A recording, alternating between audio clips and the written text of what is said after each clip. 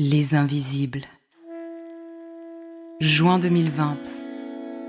Ma vie bascule du jour au lendemain dans une maladie neurologique, rare, qui n'a de poétique que le nom. Le syndrome du mal de débarquement. Les symptômes qu'elle m'amène vivent en colocation avec moi, 7 jours sur 7, 24 heures sur 24, et ne prennent jamais leur week-end. Je n'ai donc pas la place pour un autre combat. Du moins, c'est ce que je crois. Puis vient ce jour où je témoigne dans une émission télé, dans l'espoir de rendre visible l'invisibilité du syndrome dont je suis atteinte. À peine sortie du plateau, forte de cette expérience et encore dans mes talons rouges, une évidence s'installe. Je n'en resterai pas là. Dans le train du retour, je rejoins à la fois ma maison et mon nouveau combat. Offrir un espace de parole au travers d'un podcast aux personnes qui composent, bien souvent en silence, avec des maladies invisibles et avec les regards de société qui ne croient que ce qu'elles voient. Deux réalités plus souvent subies que choisies. Aujourd'hui, loin de mes talons rouges et au plus proche de l'engagement, l'évidence s'étend. C'est à l'invisible au pluriel que je vous invite. Ceux qui dans la chair, l'esprit et les sociétés se vivent, sans pour autant faire de bruit. Si comme le dit Antoine de Saint-Exupéry, l'essentiel est invisible pour les yeux, ici, on compte bien le faire entendre. Bonne écoute! Nombre d'entre nous vivent avec un cerveau qui compense en permanence. Cette compensation peut se traduire par des symptômes qui ont un impact important sur la qualité de vie et qui pourtant restent parfois inexpliqués par la médecine allopathique. En tant que malade chronique, combien de fois ai-je lu et entendu lorsque je démarrais une nouvelle méthode ? Cette méthode agit sur la fatigue chronique, l'hyperactivité, les céphalées, TOC, tics nerveux, troubles du sommeil, douleurs, vertiges, anxiété, troubles sexuels, problèmes digestifs, allergies, dépression, infertilité inexpliquée, dyslexie. Épuisé d'écumer les cabinets pour que mon système nerveux retrouve harmonie et équilibre, et pour trouver des remèdes aux maux invisibles qui m'accompagnent, j'ai finalement rencontré Bernard Chasteau. Bernard pratique la méthode Kertan à Annecy et Fribourg, une pédagogie rééducative à partir d'exercices visuels qui agissent directement sur les systèmes relationnels, végétatifs et psychiques. Il a été formé à cette méthode naturelle et non invasive par Marguerite Kertan, la fille du fondateur de cette méthode, Georges Kertan. Depuis 30 ans maintenant, Bernard est témoin de réémissions diverses, d'optimisation des capacités intellectuelles et émotionnelles. Au fur et à mesure de la pratique de cette méthode, notre terrain se renforce, les compensations cérébrales disparaissent et par ricochet, de nombreux symptômes s'effacent. La méthode Kertan est aussi recommandée pour les enfants dès l'âge de 5 ans, qui ont des difficultés d'apprentissage ou dans l'apprivoisement et la régulation des émotions, ou encore de l'hyperactivité ainsi que tous les troubles de 10. Merci à Bernard pour le partage passionné de cette fameuse méthode Kertan, dans laquelle il est engagé depuis des années et qu'il prend soin de nous livrer dans ce premier épisode inédit. Hello Bernard. Eh bien, bonjour Tamara, merci de m'interviewer, de me donner cette possibilité de pouvoir m'exprimer et exposer mon travail. Avec joie. Comment vas-tu aujourd'hui ? Un peu comme le temps, un peu brouillé, mais bien quand même, rassure-toi, on arrivera à assumer les choses. Je suis contente. Pour contextualiser un peu, donc nous on s'est rencontrés à un dîner d'amis en commun qui, en amont, t'avait parlé de moi et puis de la maladie neurologique avec laquelle je navigue depuis un certain temps maintenant. Et quand on s'est rencontrés, t'as tout de suite su que tu pourrais m'aider grâce à la méthode Kertan, qui est une méthode que tu pratiques depuis longtemps maintenant à Annecy et à Fribourg, donc en France et en Suisse. Et tu devais pas avoir tout à fait tort, parce qu'en fait, maintenant ça fait à peu près 1 an que je suis ta patiente. Donc voilà. Pour commencer, est-ce que tu pourrais nous expliquer d'où vient cette méthode ? Avant, je voudrais donner une petite précision avant de te répondre. À vrai dire, ta maladie neurologique, c'est une chose, mais la première chose que j'ai vue, en fait, c'est un léger strabisme qui a été l'origine. Je dis, mais partant de là, il y a forcément quelque chose derrière, indépendamment du strabisme. Voilà. Maintenant, pour répondre à ta question, celle d'où vient la méthode Cartan. La méthode Cartan vient du début du siècle dernier. Et précisément, Georges Cartan, en fait, a embrayé sur un médecin qui était lui-même déjà en place, parce que Georges Cartan était à Cannes, lui-même professeur de musicologie, et tout en étant professeur en même temps, il était en même temps chef d'orchestre. En fait, il avait exactement un groupe de musique de chambre, et il avait un frère qui était médecin, et qui lui-même travaillait dans un hôpital psychiatrique, et Georges Cartan avait pressenti que ça pourrait peut-être aider les patients de son frère. Donc il s'est déplacé avec tout son orchestre le week-end pour donner, entre guillemets, des concerts, un peu au moins pour sensibiliser ces personnes. Et ils ont constaté qu'il y avait des résultats qui étaient déjà tout à fait probants dans sa manière d'approche. Et partant de là, ils se sont dit, mais attends, sur quelle base ça pourrait reposer, et quelles sont les bases neurologiques sur lesquelles tout ça pourrait reposer. Et c'est partant de là que Georges Cartan et son frère ont commencé à fouiller au point de vue neurologique ce qui existait, enfin, par rapport aux connaissances qu'il y avait à l'époque. Et donc Georges Cartan et son frère ont fouillé, et c'est là que Georges Cartan, son frère étant décédé, Georges Cartan a repris, donc a continué les travaux qui avaient été engagés. Et c'est là que Georges Cartan est vraiment devenu un véritable chercheur en neurologie. Et les applications que cela avait. Donc il a commencé par le son, il avait mis au point des sons, qui avait déjà, c'était le point de départ, et après il avait réussi à accumuler, moi que je n'ai pas connu cette période-là, mais il a réussi à accumuler tout ça en constatant les circuits neurologiques, que les circuits neurologiques étaient les mêmes, ceux de la vue et ceux de l'audition. À une différence près, et qui est loin des moindres, c'est qu'il y a une connexion directe, seul de tous les sens, seul l'œil a une connexion directe entre œil et hypothalamus. Donc c'est une connexion directe. De tous les sens, c'est le seul l'œil qui a cette capacité-là. Et en plus, la méthode Cartan,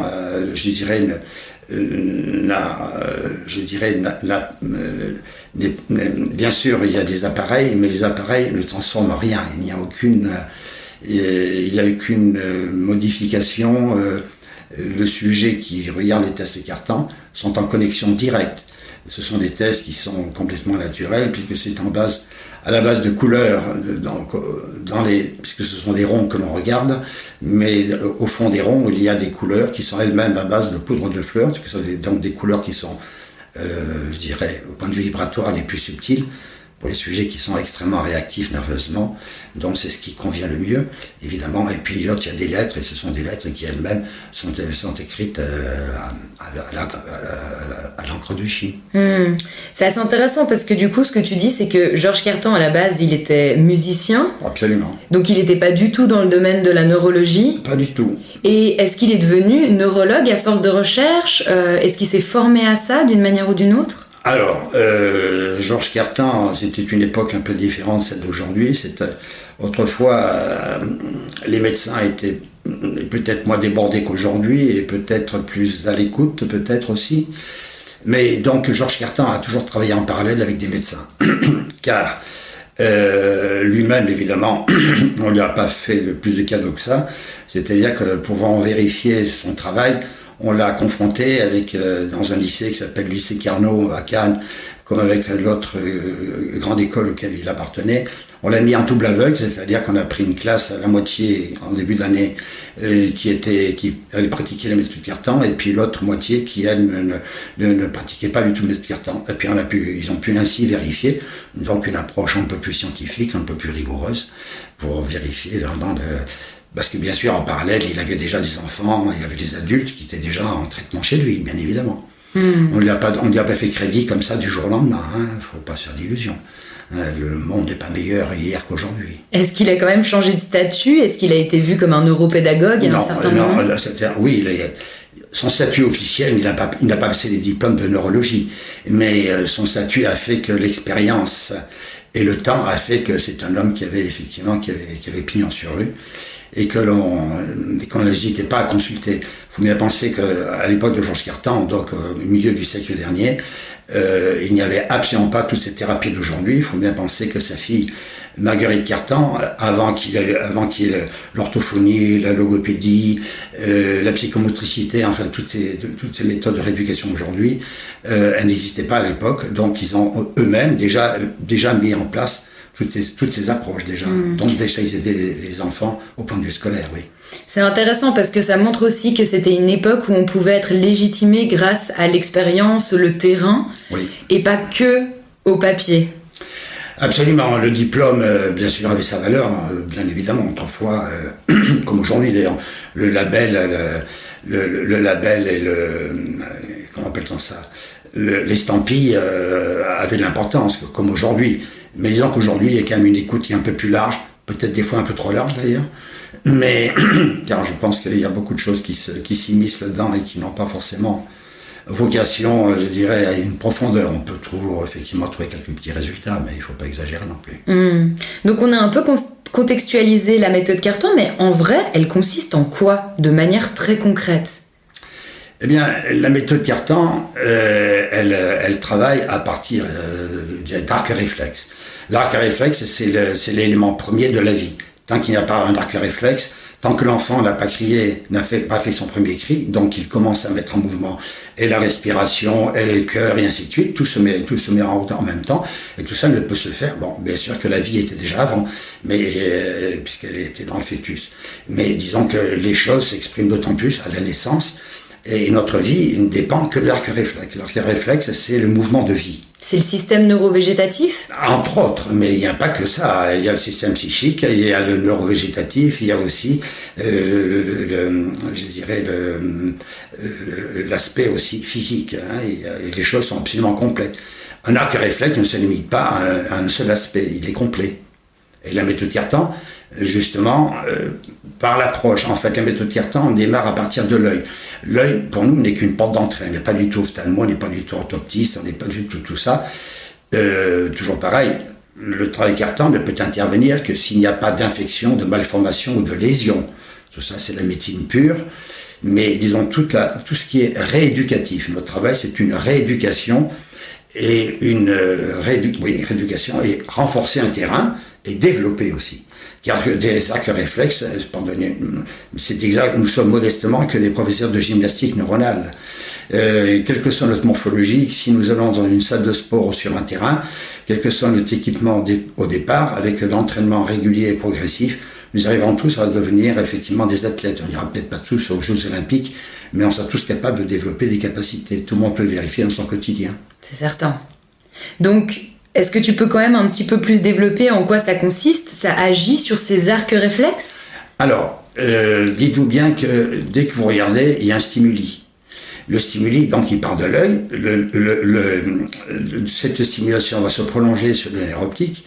Et le nerf optique, par prolongement et collatéral, va solliciter différents centres nerveux. À commencer, donc, au niveau, tout ce qui est... Cartan n'a rien inventé, les neurologues connaissent tout ça, bien sûr. Ce sont des centres nerveux qu'on appelle des noyaux gris centraux. Et ces noyaux gris centraux se trouvent, disons, au milieu du cerveau, si vous voulez. Et ces centres nerveux ne dépendent pas directement, je dirais, du cortex. Ils vont, donc, toute stimulation, que ça parte de l'œil, que ça parte de la jambe, du toucher, du goûter, de respirer, tout ce que l'on veut, toute stimulation va passer par ces fameux centres régulateurs, qu'on appelle des noyaux gris centraux, comme je le disais, et partant de là, si vous voulez, c'est comme un thermostat central, un carrefour, donc ça se trouve au niveau diencéphalique et mésencéphalique, et à ce niveau-là, les choses ne sont, je dirais, ne sont pas volontaires, ce sont des arcs réflexes inconscients et volontaires. Nous travaillons sur le cerveau reptilien, donc l'aspect le plus primaire. Bon, mais l'être humain, surtout aujourd'hui, le contemporain, se pense être très supérieur, et évidemment, il pense essentiellement à son cortex. Mais pour qu'un cortex fonctionne très correctement, faudrait-il que, préalablement, il reçoit des informations correctes. Et ces informations, elles se traitent préalablement, donc au niveau primaire, au niveau du cerveau reptilien.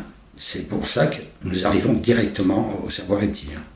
Donc, vous traitez ces informations, quelque part ? Bien évidemment, nous traitons ces informations. Alors chez nous, il n'y a aucune subjectivité. Il n'y a pas de je vous sens pas.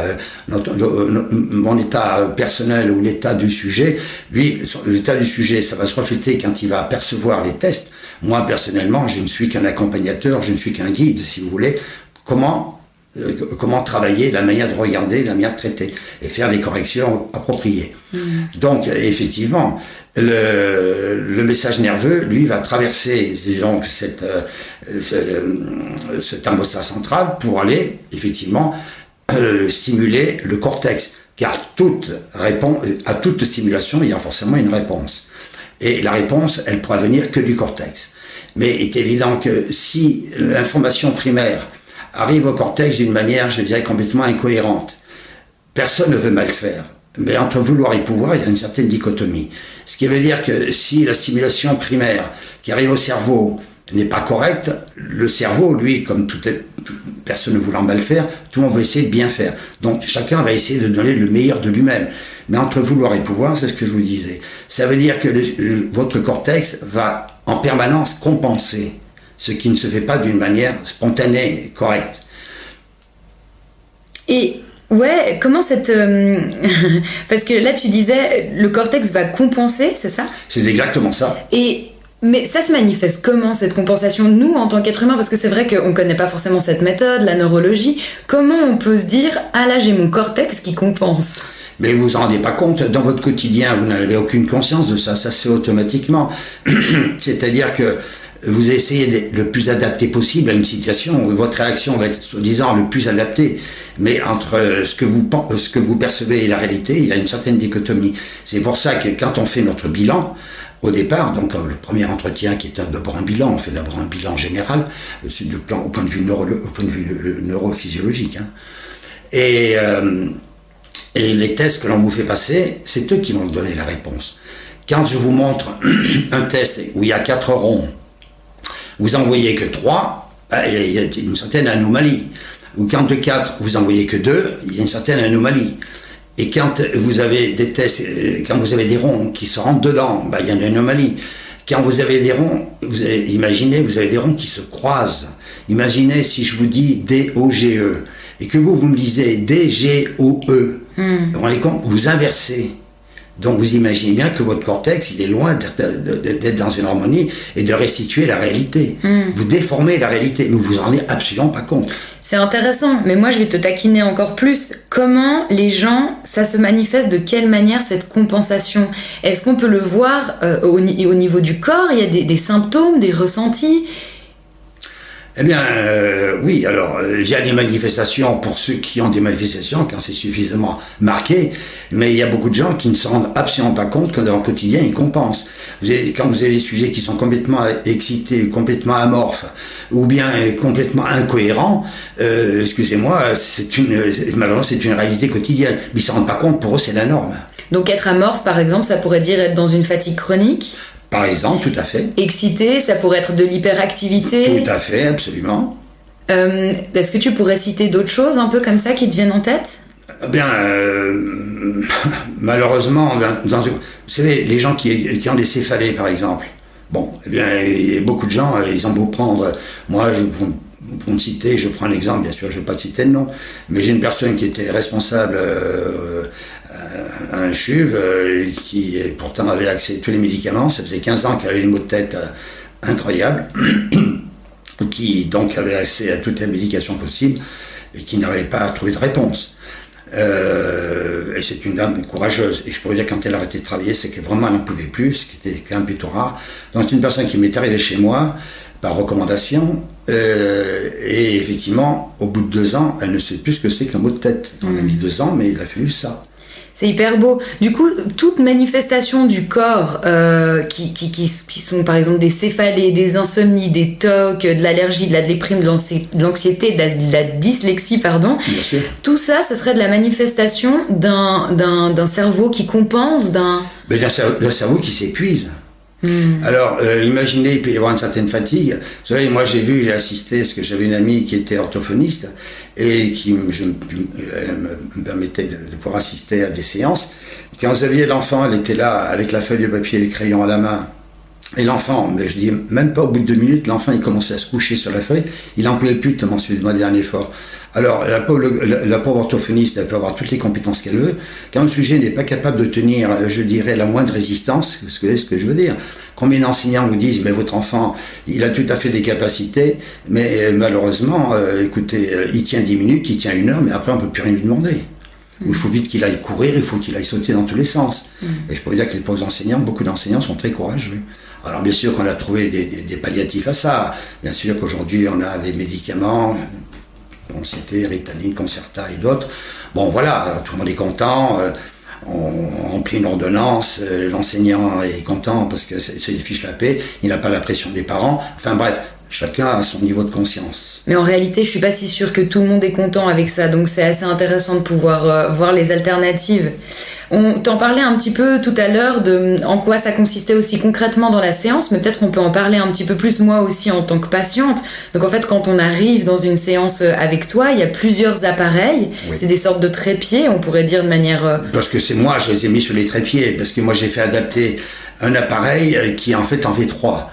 Ce qui me permettait, quand je faisais des conférences, j'aurais très bien pu faire un bilan sur place. Bon, mais il aurait fallu des conditions, parce qu'il faut que je sois dans le noir, enfin un noir relatif, parce que le but, c'est de voir le test et non pas avoir des stimulations extérieures. Donc un peu ce que tu disais tout à l'heure, le test, en fait, donc on va poser notre tête sur un trépied, reprends-moi si c'est pas tout à fait juste, et on va regarder en fait des ronds, soit de couleur, soit avec des lettres dedans, des chiffres, enfin ça a l'air assez basique comme ça. Ah ben c'est vraiment très primaire.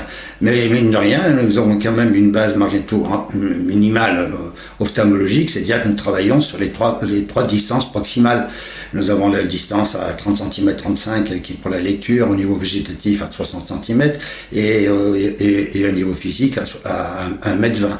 Donc nous faisons des tests qui nous permettent de pouvoir après avoir une synthèse du fonctionnement du système nerveux. Ce qui est assez intéressant justement, ce que je disais, c'est qu'on a l'impression que c'est des tests hyper basiques, justement, on regarde des ronds de couleurs, puis tout d'un coup on te dit il y a 3 ronds de couleurs, puis tu nous dis en fait il y en a 4.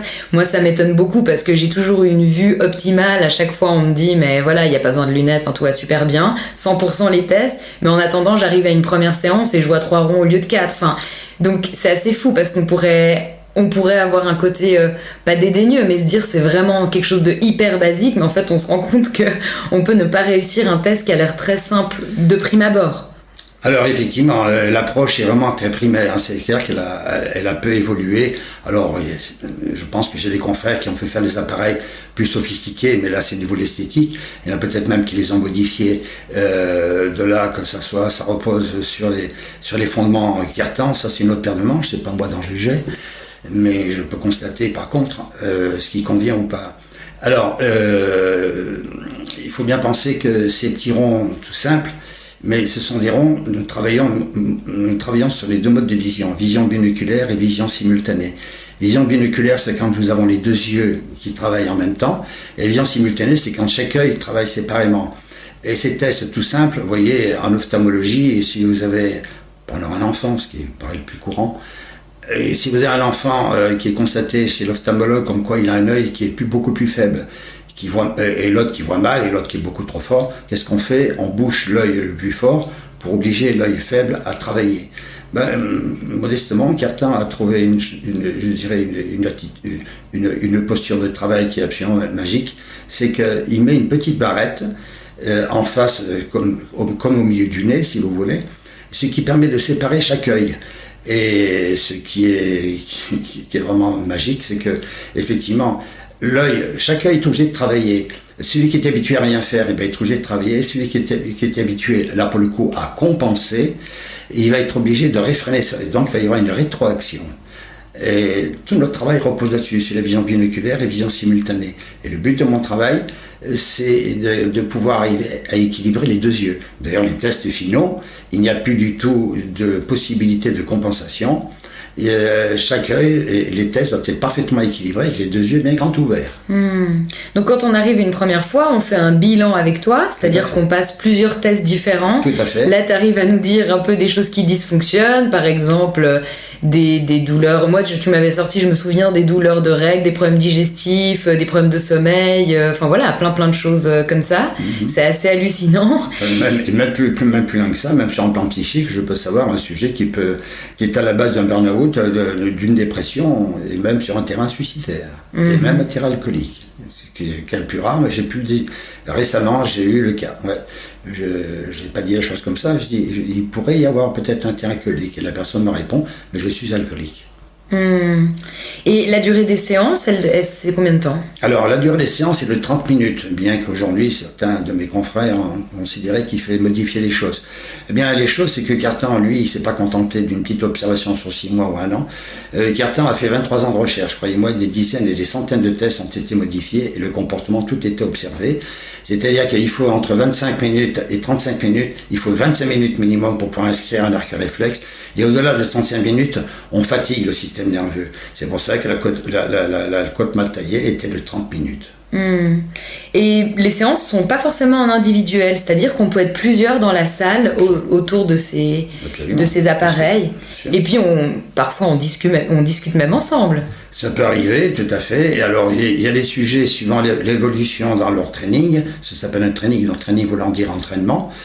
Ce qui veut dire que, suivant les cas, il y a des moments où il faut les sujets qui arrivent dans les derniers tests, ils sont souvent dans un appareil qui est un peu séparé, qui est un petit peu à part, de manière qu'ils soient encore plus autonomes. Et puis il y a des sujets, des fois il faut savoir intervenir, et même, je ne suis pas psychologue, bien qu'au départ j'ai une base de psychomotricien, mais il conviendrait, des fois, il est bon des fois de parler ou laisser le sujet parler. Il y a des moments, il faut savoir l'arrêter, parce que évidemment les tests tiennent mieux quand le sujet parle. Pourquoi? Parce que mentalement, le sujet, comprenez, se détend, il est plus ténu, braqué sur lui-même, sur son mental.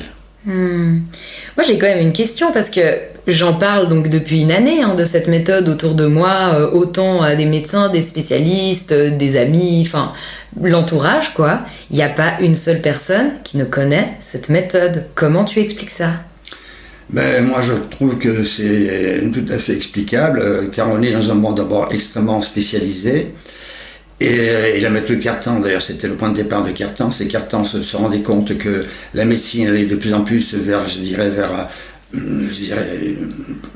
c'est moi qui prononce ce mot-là, comme un genre de formatage. Les choses sont extrêmement spécialisées, tout le monde est dans son coin, et on ne fait pas de lien avec le reste. Alors que cette méthode, justement, a la capacité d'englober énormément de choses, puisqu'en nous agissons vraiment sur les 3 plans de vie principaux. Donc le neurovégétatif, le psychisme et le physique. Donc, le point de départ, la question c'était... La question c'est comment tu expliques le fait que cette méthode soit si peu connue? Comment l'explique soit peu connue? Bien écoutez, je vais être modeste mais très direct. C'est-à-dire que la méthode Cartan est à cheval, à mon avis, entre 3 disciplines fondamentales, qui est la médecine générale, qui est la neurologie et qui est la pédagogie. Car une chose qu'il ne faudrait peut-être pas oublier, alors les nouveaux psychologues ont une bien meilleure formation que les anciens, à savoir qu'ils ont une formation neurologique déjà un peu plus conséquente, mais il faut quand même savoir qu'avant, malheureusement, on a un peu trop de tendance à considérer que l'environnement est extrêmement important, ce qui est vrai, mais tout ne s'explique pas par un environnement. On peut très bien avoir une famille qui soit plus ou moins cafouilleuse, l'environnement professionnel qui soit cafouilleux, mais si vous-même vous avez une base personnelle, vous ne serez pas atteint de la même manière. C'est pas parce que vous avez des parents divorcés que vous devez forcément être en échec scolaire, si je puis me permettre. Donc, pour en revenir, il y a ce centre nerveux très important. Donc cet hypothalamus. L'hypothalamus, c'est pas un seul centre nerveux. C'est un regroupement de plusieurs centres nerveux tels que la faim, la soif, la sexualité, l'agressivité, le pH sanguin. Donc quand vous normalisez cet arc réflexe, imaginez sur tous les points sur lesquels vous pouvez intervenir. Je me souviens quand j'avais fait une conférence à Fribourg, dans Fribourg en Suisse, j'ai un monsieur à la fin, ça faisait déjà 1h30 que je parlais, il y a un monsieur qui se lève, parce que j'avais fait distribuer les flyers à l'entrée de la salle qui était pleine, et un monsieur se lève avec mon flyer, il dit: écoutez monsieur, mais si je comprends, si je lis bien votre flyer, vous traitez tout, avec un ton un petit peu dédaigneux. Ce à quoi je n'ai pas répondu, j'ai laissé un bon petit silence, puis après je demandais s'il y avait d'autres questions, pour vous dire déjà les a priori que les gens peuvent avoir. Moi, je trouve intéressant cette provocation qu'il a eue envers toi parce que, en tant que personne qui vit avec une maladie, j'ai cherché des tonnes de choses différentes, hein, évidemment, pour essayer d'aller mieux. Et à chaque fois que je me retrouve sur un site ou face à un flyers ou voilà, qu'importe la méthode, hein, des plus classiques aux plus alternatives, j'ai toujours l'impression qu'on va pouvoir me guérir d'absolument tous les maux. Hein. Et donc, je trouve assez intéressant quelque part cette provocation, je dis ça avec beaucoup de bienveillance, mais parce que des fois on peut en avoir marre de non mais voilà, cette nouvelle méthode va forcément nous sauver et puis surtout tous les soucis qui peuvent être de santé globale, mais pour le coup de l'expérience que j'ai avec toi, eh ben, c'est la seule méthode que je légitime vraiment comme agissant sur un tout. C'est-à-dire que moi je suis venue te rencontrer avec ce problème neurologique, avec ces tangages, cette fatigue chronique, ces nausées, tout ça. Mais en fin de compte, si je continue à être en consultation avec toi, c'est parce que je vois le résultat sur énormément de domaines de ma vie de manière générale. Donc souvent les gens me disent « Alors la méthode Cartan, qu'est-ce que ça change par rapport à tes symptômes ?» Mais moi je leur réponds souvent à côté parce que je leur dis « Regarde tout ce que ça change dans ma vie en fait. » C'est-à-dire que je sens un renforcement qui est global, qui est général et qui agit bien plus loin que sur juste un symptôme précis. Et excuse-moi, je continue juste par rapport à ce que tu disais, c'est pas parce qu'il y a tout qui pète autour de nous qu'on doit forcément aller mal ou que pour nous aussi ça doit être compliqué. Et ben c'est quelque chose que je ressens de plus en plus avec la méthode Cartan, c'est que il y a une sorte d'assurance de manière générale, c'est-à-dire qu'avant je pouvais par exemple avoir une difficulté à gérer différents stress, différentes choses à la fois, et maintenant il y a une manière de les choses ça va aller parce qu'il y a un renforcement interne et qui n'est pas simplement de la pensée positive, hein. C'est vraiment quelque chose où on sent qu'on arrive beaucoup mieux à traverser les étapes de la vie et les difficultés. Mais c'est magnifique, tu poses les questions fondamentales. Voilà, pourquoi ce travail ne peut pas intéresser tout le monde, intéresser bien sûr en curiosité, bien évidemment. Mais peu de gens, vous savez, les gens ne se posent véritablement des questions et quand ils sont dans la douleur malheureusement. Et donc ils vont essayer plein de choses. Mais nous sommes dans une époque d'impatience. Donc les gens veulent des choses rapides, faciles, pas chères, si c'est gratuit, ça sera encore mieux. Donc la prise en charge par elle-même, il faut que la personne ait suffisamment, je dirais, traversé, suffisamment mis les pieds à terre, pour ne pas dire déjà un genou. Donc très souvent les gens qui sont persévérants dans mon travail, parce que évidemment j'ai beaucoup de touristes, hein, que j'appelle des touristes, c'est des gens qui pensent qu'en 6 mois on va tout régler, parce qu'en plus autour d'eux on parle que de ça, et toutes ces thérapies brèves qui ne sont pas forcément inintéressantes, mais qui sont brèves aussi dans les résultats et dans les effets à long terme. Malheureusement aujourd'hui il y a une certaine déviance du langage, c'est-à-dire qu'aujourd'hui tout le monde fait tout et tout le monde réussit tout. Voilà, ça c'est encore autre chose, ça c'est des effets de langage. Vous avez, je ne vais pas trop nommer plus que ça, mais aujourd'hui si on vous parle de méditation, je ne vais pas préciser lesquelles, toutes les méditations, que ce soit du boucher jusqu'au garagiste et compagnie, tout le monde va vous parler de méditation. Bon, méditation, déjà, faut-il encore savoir réellement ce que ça veut dire, ce que ça regroupe. C'est comme quand quelqu'un vous dit « je fais du yoga ». Ah bon, très bien. Je dis « c'est quoi votre yoga ?» Ben, je dis « ah oui, d'accord ». Ben, je dis « il y a yoga, vous me faites de l'hatha yoga ». Les gens oublient qu'il y a une étymologie des mots. Hatha yoga, c'est la partie physique du yoga. Le yoga, c'est l'ensemble physique et psychique. Alors, il faut peut-être remettre un petit peu l'église au milieu du village, un peu préciser les choses. Bon, pour en revenir à ma pratique, les gens, parce qu'on leur parle, comme toi-même tu le fais, de parler entre guillemets de miracles. Je vois pas de miracles. Les miracles, c'est à Lourdes. Excusez-moi, j'ai oublié le code postal. Mais disons que pour les miracles, effectivement, ils viennent pas tout seuls. C'est vrai qu'on a des petits miracles. J'ai des gens dépressifs, mais profondément dépressifs. C'est-à-dire, c'est des gens qui sont vraiment sous médication, suivis par le psychiatre, les médications et compagnie. Et j'ai, entre autres, c'est un patient que j'ai déjà depuis un certain temps, et qui est passé par analyse et psychanalyse et tout ce que l'on veut, qui était sous médication et tout ça. Et ce garçon, il avait une idée en tête, il me dit « j'ai envie un jour de me passer de médicaments ». Non seulement il y arrive, il faut bien savoir que quand il invitait les amis, alors que les amis savaient dans quel trouble il était, Ils préparaient tout. C'était des amis très proches. Donc le repas était prêt, tout était prêt. Et ce garçon, en début de repas, en milieu de repas, il se levait, il allait vomir, il allait prendre un tranquillisant. Pour vous dire à tel point, il pouvait même des amis proches, il pouvait pas assumer. Bon, mais le nombre de troubles que les sujets ordinaires peuvent avoir, que ce soit un vertige de Ménière, bon, mais pour nous, ça pose pas de... là, je peux vous raconter une petite anecdote, si ça vous amuse. J'ai une patiente, il y a quelques années, quand j'étais sur Gaillard, à l'époque, une patiente qui prenait des médicaments anti-vertigineux, qui avait des vertiges de Ménière, ça faisait 15 ans qu'il était traité par son médecin traitant. Et elle me vient, et je lui ai prévenu, je lui ai dit, un matin, elle me téléphone, elle savait que j'ai démarré tôt le matin, elle me téléphone vers 7h du matin, et elle me dit, écoutez, M. Chasteau, aujourd'hui, je ne pourrais pas venir, je suis vraiment trop...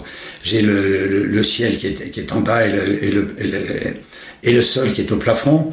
Elle me dit, je suis incapable de... Mais je dis, mais pas de souci, vous voyez ça, la semaine prochaine, on verra ça. Donc, elle me dit, mais vous croyez que ça peut être mes troubles? Je dis, écoutez, je ne peux rien assurer, mais il y a peut-être forte chance. On verra, laissons venir, observons. Et cette dame, effectivement, est arrivée la semaine d'après, et très honnêtement, c'est une dame qui n'a jamais plus de vertige. Je l'ai eu pendant 2 ans encore après. Elle n'a jamais plus de vertige. Et je dis, je pose la question, parce que je ne suis pas du genre à être inquisiteur sur le fonctionnement des gens et leur médication et compagnie. Je les laisse libres. Et je demande à cette dame, au bout d'un moment de X mois, je dis, et alors, vos médicaments, ça y est, vous avez arrêté vos médicaments? Car je ne suis pas médecin. Je peux pas me permettre de dire à quelqu'un, arrêtez, c'est pas mon ressort, ma compétence. Et donc, je dis à cette personne, et elle me dit, mais non, mais je prends toujours mes médicaments. Et je dis, mais pourquoi? Ah, elle me dit, mais des fois que ça reviendrait. Ah bon? Je dis, vous n'avez pas essayé, peut-être essayer de diminuer un petit peu, gardez-les dans votre sac, des fois que... Ah, mais non, vous ne vous rendez pas compte. N'y pas contre, je dis, et votre médecin, comment il réagit? Mais le médecin, il est très content. Le médecin, il me dit, vous voyez, enfin, le traitement marche au bout de 15 ans. J'ai rien dit, j'ai simplement applaudi, c'est tout. Qu'est-ce que vous voulez que je fasse de plus? Et tout à l'heure, tu parlais de personnes un peu touristes qui font 6 mois dans la méthode, donc ça pose la question Même moi, il y en a qui font moins que ça encore. Hein. Ou même moins, mais du coup, ça pose la question de combien de temps ça peut prendre, cette méthode Cartan? Écoutez, je connais pas un seul système nerveux qui ressemble à un autre. Une moyenne, ça peut être 2 ans et demi, 3 ans. Il y en a avec des enfants, en principe, avec des enfants, c'est un peu plus court, quoique... Les enfants aujourd'hui sont quand même de plus en plus perturbés. Il faut bien penser qu'ils sont quand même nourris à l'écran. Ils sont biberonnés à l'écran depuis le plus jeune âge. Même des fois dans le berceau, pour les endormir, on leur met des petites choses sur les oreilles. Il ne faut pas qu'ils soient seuls avec eux-mêmes, hein, quand même. Et des fois qu'ils sont récréatifs en s'ennuyant. Et pourtant, je pense que l'ennui, c'est le premier sujet de création. Mais ça, je pense que je ne dois pas être compétent pour dire ça. Et donc, voilà. Mais il y a des sujets qui peuvent me faire 3 ans, 4 ans. Pour un adulte, il y a des fois des choses qui ne bougent même pas, des fois, pendant 1 an. Et pour rebondir sur la question que tu me posais tout à l'heure, effectivement, les gens viennent pour un trouble précis. Je leur demande qu'ils notent, quand je leur dis vos observations, pourquoi venez-vous, quels sont les troubles pour lesquels vous venez au centre Cartan, je dis notez le plus de choses possible. Car une chose qu'il faut bien comprendre, c'est qu'au fur et à mesure que les sujets évoluent, ils ont une tendance à oublier, ce qui est tout à fait humain, et heureusement d'ailleurs, si on regarde toute la mémoire de nos limites, franchement, ça serait un peu lourd à porter le sac. Mais donc, les sujets oublient d'où ils sont partis. Ils ne se rendent pas compte, et bien souvent, leur évolution, c'est pas eux qui le constatent en premier, sauf s'ils ont des troubles particuliers, dans des moments particuliers, à des périodes particulières. Donc, c'est bien souvent des gens de l'extérieur qui ne voient pas tous les jours. Pensez-vous que si vous êtes en famille, c'est pas votre mari, votre femme ou vos enfants que d'un dis donc évolue. D'abord, parce que tous les jours on vieillit, on se regarde dans la glace, on ne le voit pas. Mais ce sont des gens que vous voyez pas tous les jours, des amis ou des gens même de votre travail que vous voyez que de temps en temps. Ah mais dis donc, avant tu fais plus ça et ainsi de suite. Eh bien oui, c'est une évolution progressive. Et quand tu me dis effectivement un comportement qui change dans notre quotidien, c'est effectivement ça. Mais on change d'une manière très progressive. C'est vrai que c'est intéressant, comme tu dis, le fait que l'extérieur est souvent vraiment témoin de l'évolution plus que nous-mêmes, parce que tout d'un coup, on s'habitue à aller mieux, et tant mieux, quelque part. Mais voilà, on en parlait l'autre jour avec ta femme. Tout d'un coup, elle me dit, tu te souviens au début où tu as commencé la méthode, t'osais même pas conduire, t'osais même pas prendre la voiture. Et moi, je me rappelle que j'arrivais, mais j'étais en crise d'angoisse tout le long, parce qu'avec mes vertiges, tout ça, j'avais très très peur, en fait. Et pour finir, maintenant, je prends la voiture, c'est devenu un truc complètement anodin. C'est comme faire un thé, quoi. Eh bien, moi, imaginez, quand j'étais en formation, quand j'étais assistant, je suis quand même resté 5 ans assistant, de Mademoiselle Cartan, Marguerite, eh bien, j'envoie une patiente qui nous arrive, une dame d'un âge déjà assez mûr, qui nous arrive en courant tout essoufflée, et qui me dit, excusez-moi, je suis en retard. Et cette personne ne s'était pas rendue compte, elle souffrait de claustrophobie, et c'est une dame qui avait pris l'ascenseur. Nous étions au 3e étage, elle s'était absolument pas rendue compte, mais dans sa panique d'être en retard, elle avait pris l'ascenseur, ce dont elle ne s'est absolument pas rendu compte. Donc elle s'assied à son poste de travail, et au bout de 10 minutes, elle dit, surtout, dit, mais j'ai pris l'ascenseur. Ben oui, vous avez pris l'ascenseur. Oui, et alors? Mais alors, je suis guéri. Je ne sais pas si vous êtes guéri, mais en tout cas, vous pouvez commencer à supporter l'ascenseur. Et depuis, effectivement, elle a supporté l'ascenseur. Les gens sont surpris, doivent être surpris, comme la vie devrait être normalement une surprise. La vie devrait être une création. Eh bien, offrez-vous cette création pour vous-même. Tu parlais aussi des enfants. À partir de quel âge un enfant peut venir te retrouver? Mais écoutez, moi, je considère qu'à partir de l'âge de 5 ans, l'enfant est suffisamment stable, ou voire même instable. Comme je dis, dans la mesure où il sait compter jusqu'à 4, et dans la mesure où il connaît les couleurs fondamentales, bleu, jaune, rouge, vert, eh bien écoutez, j'ai un appareil qui s'appelle un appareil préparatoire. Même l'enfant le plus instable est constaté par les médecins, constaté par les parents. Eh bien l'enfant, je suis tout à fait capable, je n'ai pas dit forcément à la première séance, mais très rapidement, voire même à la première séance, l'enfant peut devenir stable, car j'ai un appareil qui a un tableau sur lequel je peux mettre des positions fixes, comme je peux mettre aussi une position où je peux jouer sur un clavier. C'est moi qui stimule. Eh bien un enfant, pardonne-moi, ça agit exactement comme une berceuse, comme faisaient nos grands-mères.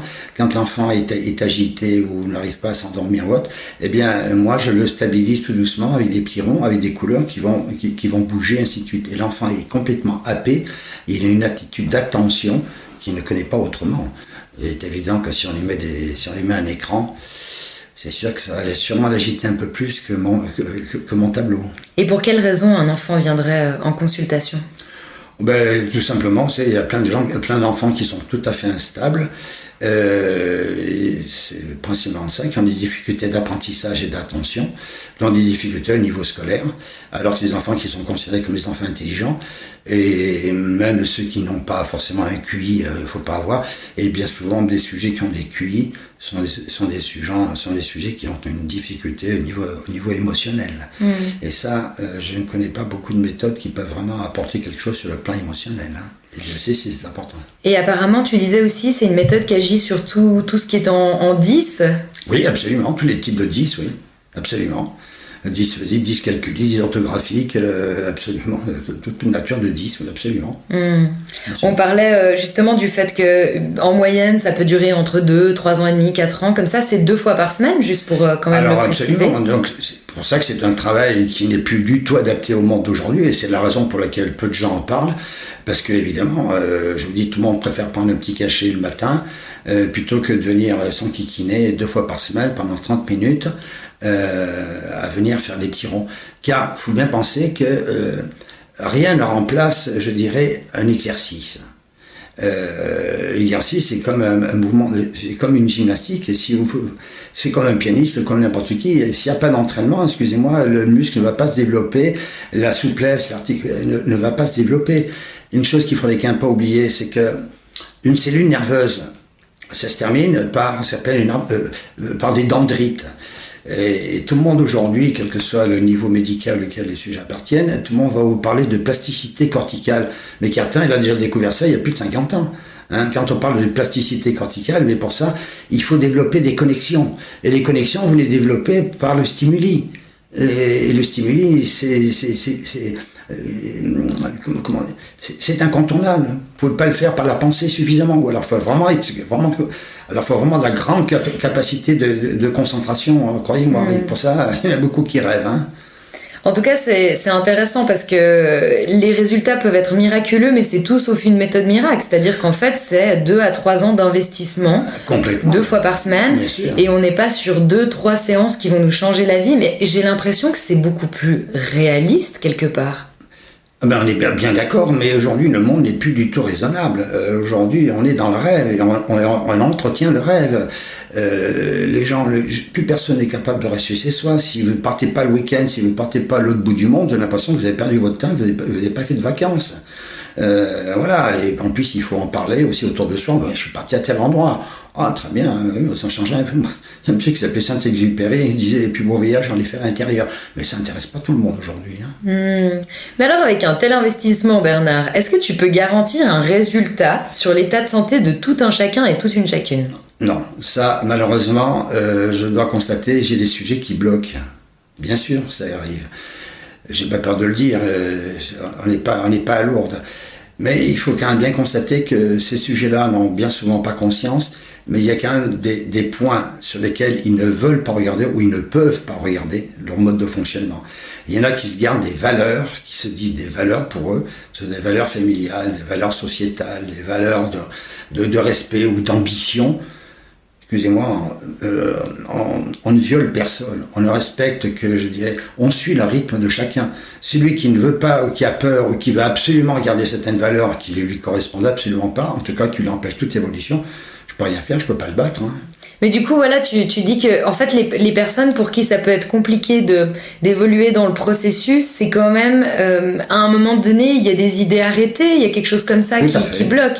Mais une personne qui a la volonté, est-ce que, alors, je peux changer ma question et te dire, une personne qui a une vraie volonté d'investissement et de changement, est-ce que tu peux lui garantir un résultat sur son état de santé? Bon, alors, le mot garantie, dites-vous bien, je pense que même médicalement, personne ne vous garantit, sauf la mort, éventuellement, vous pourrez mourir.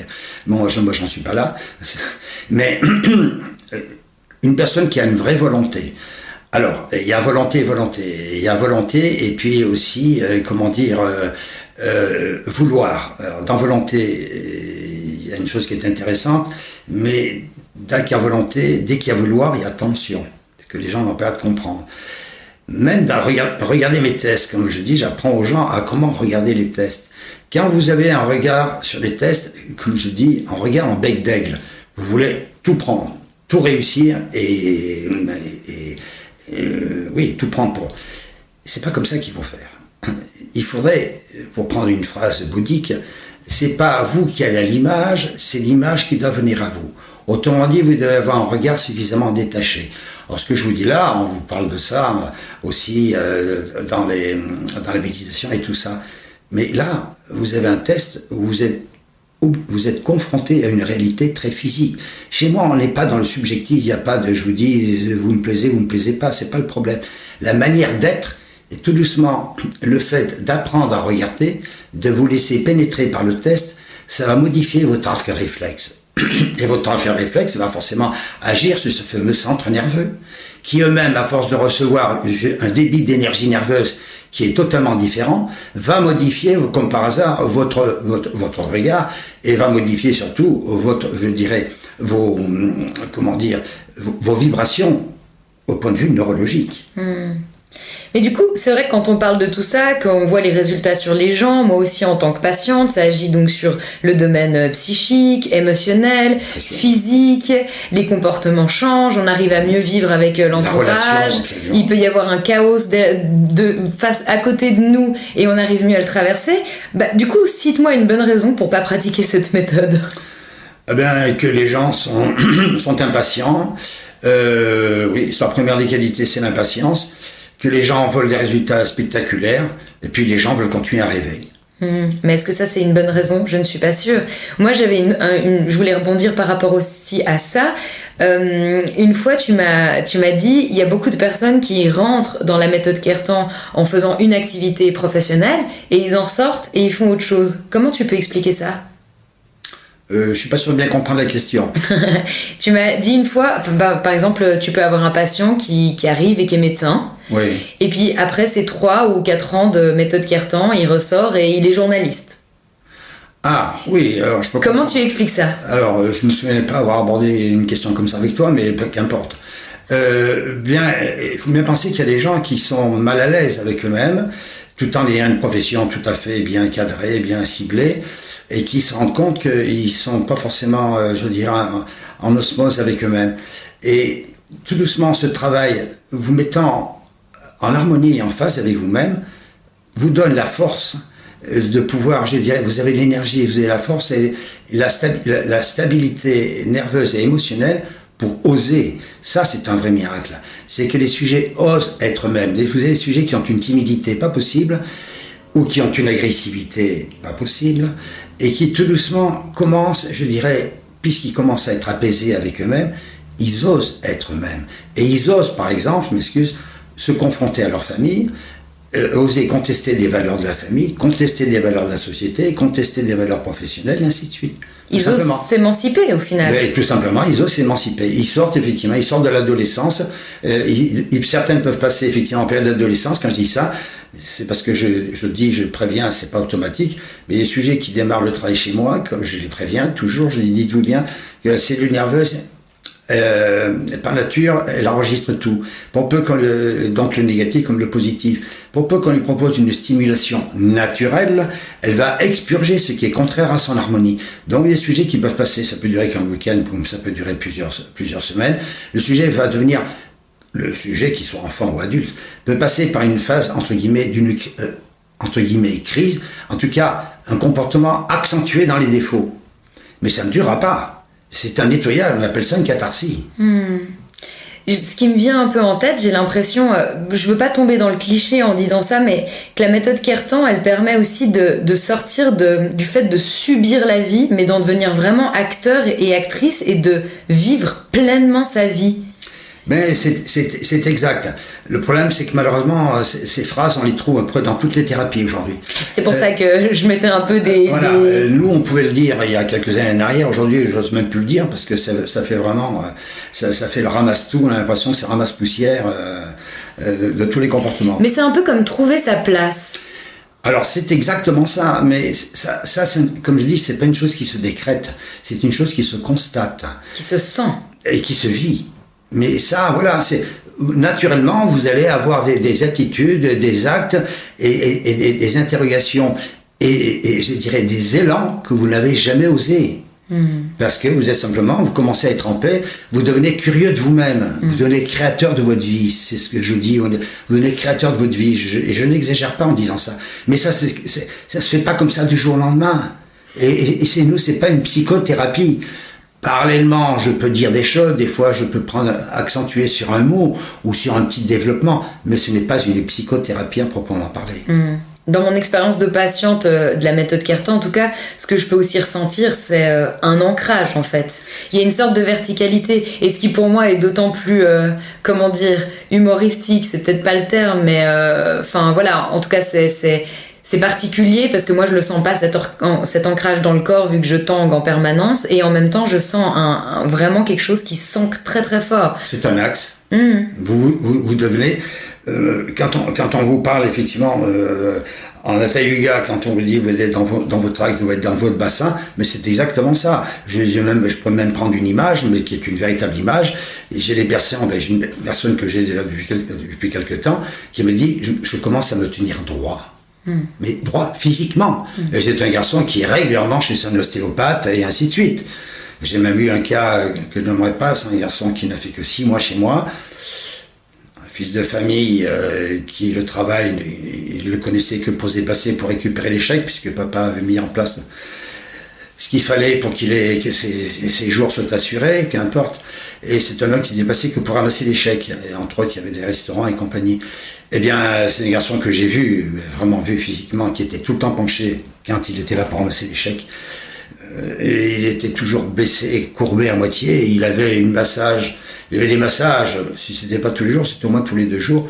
Et très honnêtement, en 6 mois, ce garçon se tenait droit. Il n'y a pas de miracle, simplement les choses n'étaient pas du tout d'origine musculaire, tout simplement.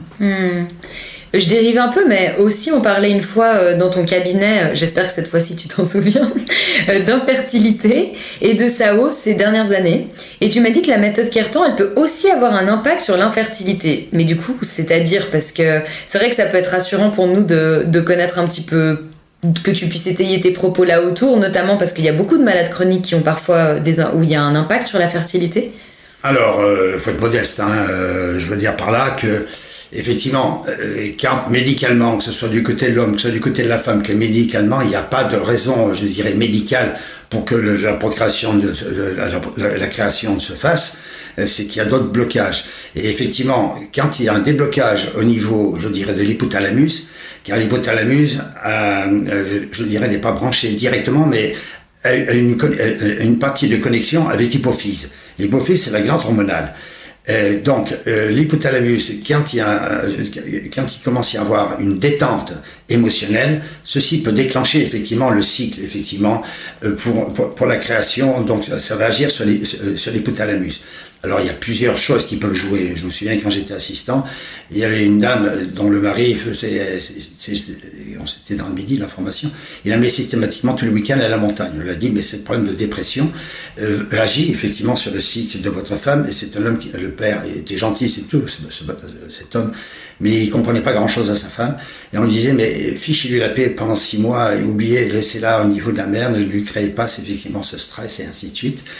Et donc, il a fini par nous écouter, et honnêtement, au bout de 2 ans, cette dame est devenue, effectivement, alors que médicalement, elle n'avait rien.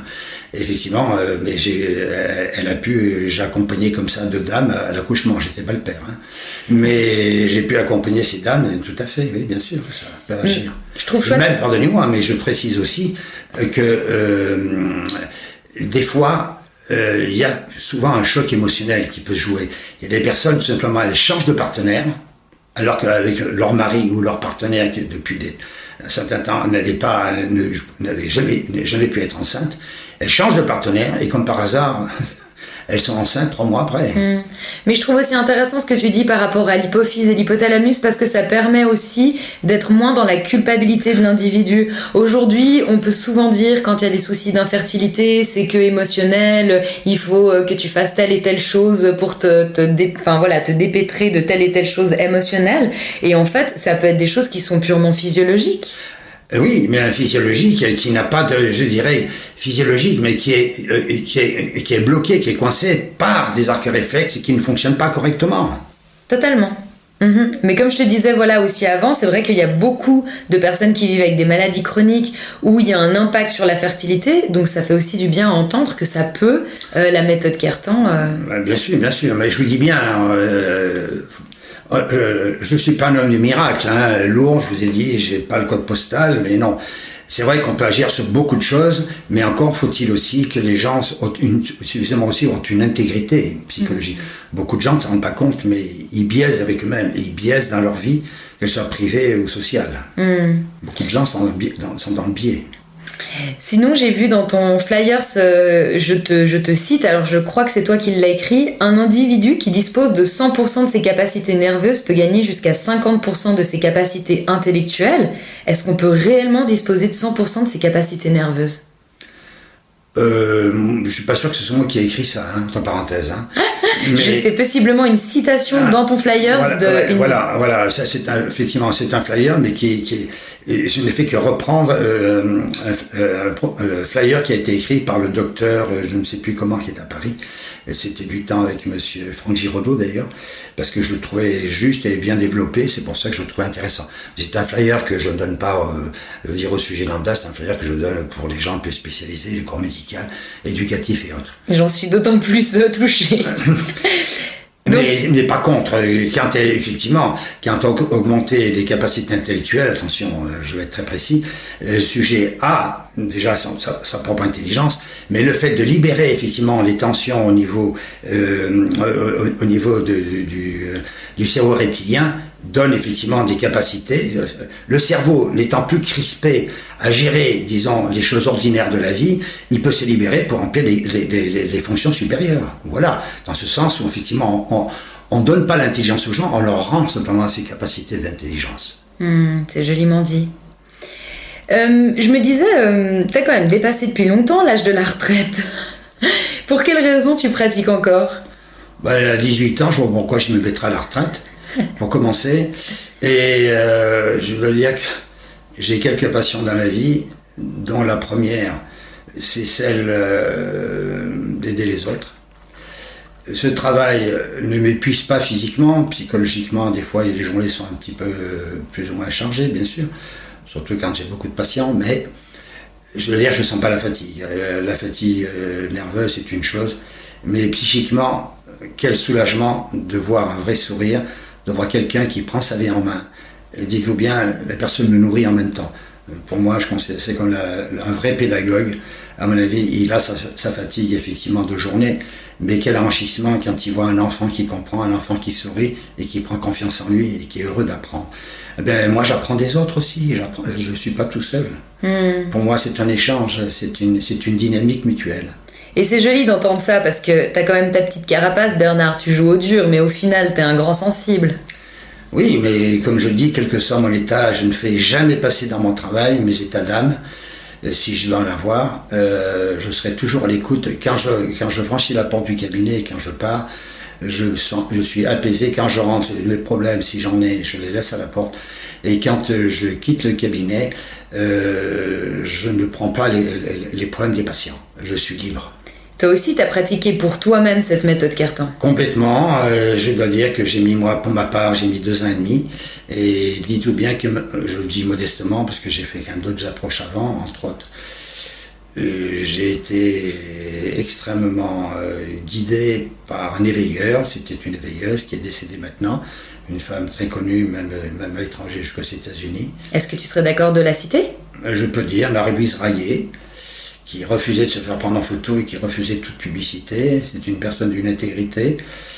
C'était une personne qui elle-même avait une synthèse des thérapies qui existaient à son époque et surtout une approche psychique qui était proche de la méditation. Mais avec une modestie, une simplicité, rassurez-vous, c'était pas une secte du tout, du tout. Nous payons nos séances et c'est une personne dont j'ai eu le privilège, on n'était que 2, elle nous a pris en charge, entre guillemets pris en charge. C'est-à-dire qu'on a vécu chez elle, alors que j'avais moi-même un appartement à côté. On était au quotidien, et nous assumions absolument tout. C'était lever à 5h du matin et coucher à partir de 10h du soir, et nous avons tous nos exercices à faire tous les jours. Et nous assumions absolument tout le viatique du quotidien, que ce soit du ménage, jusqu'à la cuisine, ainsi de suite. Bref, j'ai eu une formation complète pour être quelqu'un de parfaitement autonome. Eh bien, malgré toute cette capacité, bien sûr, ça m'avait déjà beaucoup changé, mais très honnêtement, la méthode Cartan a bien fini le travail. Tout ce que je savais intellectuellement, c'est une chose. Comme je dis, savoir, c'est pas être. Malheureusement, beaucoup trop de gens aujourd'hui font beaucoup d'approches intellectuelles, mais ne vivent pas grand-chose dans le corps. Et je veux dire que la méthode Cartan m'a permis d'ancrer et d'être véritablement, je dirais, d'avoir fait la synthèse corps et esprit. Merci à elle. Et une fois que c'est acquis, c'est pour toujours ? Alors, comme je dis, oui, quand c'est acquis, toujours pareil, il peut y avoir, comme je dis, il peut y avoir des troubles. Si vous avez un accident de la route, par exemple, vous avez le coup du lapin, à l'IRM, on verra peut-être rien du tout, vous pouvez avoir un choc émotionnel, vous pouvez avoir un choc opératoire, les anesthésies, tout ça, peuvent déstabiliser, mais comme je dis, déstabiliser, ce n'est pas déconstruire.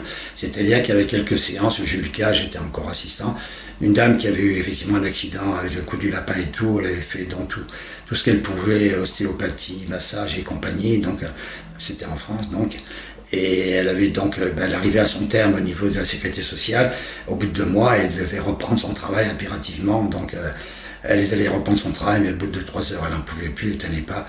Puis au bout de 15 jours, elle s'est dit, mais je ne peux pas tenir, je vais me faire virer de mon travail. Elle s'est dit, tiens, pourquoi j'irais pas faire un tour chez Cartan ? Effectivement, en 15 séances, on a tout remis d'équerre, effectivement. Mais tout ça parce qu'elle avait été structurée avant. C'est parce qu'elle était structurée. Là, c'était déstabilisé, c'est pas la même chose. Quand il faut structurer, c'est pas le même temps et c'est pas le même travail. On est d'accord. Dans les personnes qui nous écoutent, il y a beaucoup de personnes qui vivent avec des maladies chroniques, invisibles et qui sont peu prises en compte par la médecine occidentale actuelle. Quel message tu souhaiterais leur faire passer aujourd'hui ? Vous savez, je veux pas faire rêver les gens, c'est pas ma nature. Je suis jamais pour flatter et pour endormir les gens. Ça, je ne supporte pas. Comme je dis, il n'y a pas un système nerveux qui ressemble à un autre. Donc je ne peux absolument pas dire pour chacun. Chacun a une histoire, chacun a une hérédité, et donc je ne peux que m'adapter à chacun. Je vous dis, il y a peu de gens qui perdraient du temps à venir faire Cartan, c'est tout ce que je peux dire. Mais ne me demandez pas l'impossible, ne m'appelez pas Jésus, bien que des fois, si j'écoute certains patients, j'ai l'impression qu'il m'a passé le bâton de relais. Il me dit débrouille-toi avec eux. Mais rassurez-vous, je suis qu'un être humain, j'ai mes limites.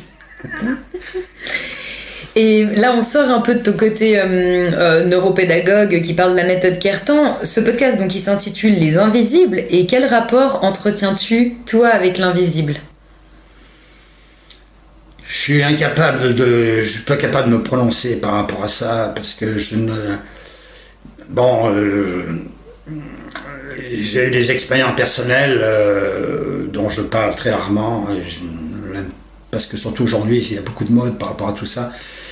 Mais modestement, j'ai eu le privilège, effectivement, d'avoir eu des expériences, effectivement, de grands silences métaphysiques et physiques. J'ai eu des heures, j'ai eu même des jours où c'était pas moi qui parlais, j'étais dans un silence psychologique. Mais mon corps parlait. Et quand on dit le verbe s'évécher dans la religion catholique, je sais ce que ça peut vouloir dire. On n'est pas forcément capable de le comprendre dans sa profondeur. Mais j'ai eu le privilège, effectivement, de savoir ce que c'est qu'est véritablement le silence. C'est pas une chose qui se décrète, rassurez-vous. Ça vous dépasse, et si ça peut vous être utile. La première fois que j'ai ressenti ça, j'étais en train de faire la vaisselle, j'étais en train de laver des couverts, et là j'ai senti un vide dans ma tête. Je vais les couverts. La deuxième expérience, j'étais en train de conduire sur l'autoroute en Suisse, et là aussi, grand silence, grand vide. Et après, j'ai eu d'autres expériences beaucoup plus longues, beaucoup plus profondes. Mais sachez que ce sont des choses très très simples. On nous fait tout un fromage avec tout ça, mon Dieu. Pensez qu'une chose, simplicité, simplicité, simplicité. Ne demandez rien, soyez simplement attentif, observateur. Moi, j'arrive à la fin de ces questions. Est-ce que toi, tu as envie de rajouter quelque chose ? Est-ce que tu as un message ou quelque chose que tu aimerais dire en cette conclusion d'interview ? D'abord, je veux te remercier pour avoir eu, je dirais, l'intuition que c'était une chose qui était intéressante à faire connaître. Ton intégrité, je l'ai toujours senti, et tu n'es pas une tricheuse, comme moi d'ailleurs, et ça me fait plaisir d'avoir un écho. Parce que j'ai déjà eu à approcher le monde du journalisme. Alors beaucoup de gens arrivent avec des a priori, et moi les a priori je ne veux pas entendre parler. Donc je n'ai pas de message à faire passer, sinon, mais si vous êtes intègre, écoutez-vous. C'est tout ce que je peux vous dire. Je te remercie. Moi, c'est vrai que je communique beaucoup avec des personnes sur les réseaux sociaux qui vivent avec des troubles, des symptômes, des maladies diverses et variées, qui sont très seules parfois depuis des années. Et je me sens dans une impuissance. Alors, je me sens des fois dans une impuissance me concernant, mais je me sens encore plus dans une impuissance concernant les autres. Et en fait, de me dire qu'on peut aussi avoir eu cet échange, c'est me dire qu'il y a aussi des personnes qui vont pouvoir se rendre chez toi, auprès de toi, et que je sais qu'ils seront entre de bonnes mains et qui vont pouvoir voir un impact sur leurs symptômes, leur vie, et des fois même plus loin, hein. J'ai envie de penser même aux générations futures, et voilà. Donc pour moi l'impact il est grand dans des échanges comme aujourd'hui, et du coup je te remercie aussi, et en tant que patiente de pouvoir m'accompagner sur ce chemin depuis maintenant une année. Je te remercie d'avoir accepté de pouvoir échanger et de pouvoir qu'on puisse publier ça publiquement. Et du coup on peut peut-être citer aussi ton site internet si les personnes veulent déjà un petit peu se renseigner. Donc c'est Kertan, Quertant-Léman, Leman.fr. Et donc comme on l'a déjà dit plusieurs fois durant cette interview, tu pratiques en France à Annecy et en Suisse à Fribourg. Je voulais simplement préciser la dernière phrase de Georges Kertan qui disait « Cette méthode est une méthode de prophylaxie sociale ». Je crois que c'est le plus beau cadeau qu'on puisse offrir à l'humanité. Est-ce que tu peux la développer parce que comment tu dis ? Prophylaxie sociale. Prophylaxie. C'est donc une santé mentale et physique à l'humanité. Qu'est-ce qu'on peut souhaiter de mieux à l'humain ? Absolument rien. Je te remercie Bernard. Merci Tamara, merci pour toi.